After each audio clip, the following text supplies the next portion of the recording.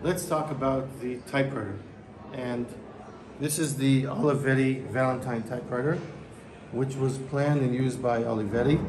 And it was manufactured in the 1970s. It was actually one of the last typewriters which was mass sold in the 1970s before the computers took on. As you can see, it is relatively small. It had hype colors. It came in 4 colors at the time. And when you look at the typewriter, many people don't realize it was built in a way that will cause you to actually type slower than you would normally do.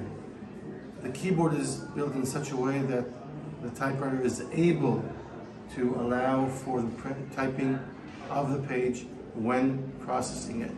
And if you type very fast, the keys might interchange and touch each other, and then you will have a mechanical problem. Hence, in these cases, the typewriter was built to actually cause a slower speed of typing.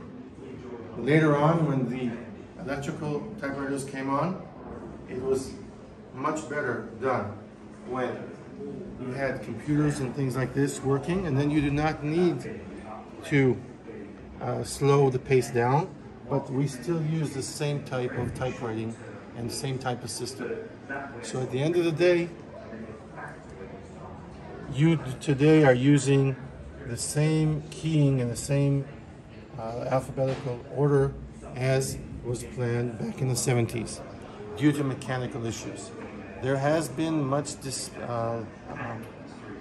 discussion about the fact whether this causes or does not cause carpal tunnel syndrome.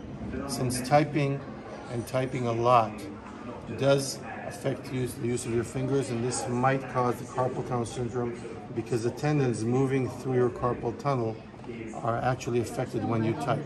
But at the end of the day, this discussion is still up there, and we have not actually discerned whether typing a lot causes or does not cause carpal tunnel syndrome. Thank you.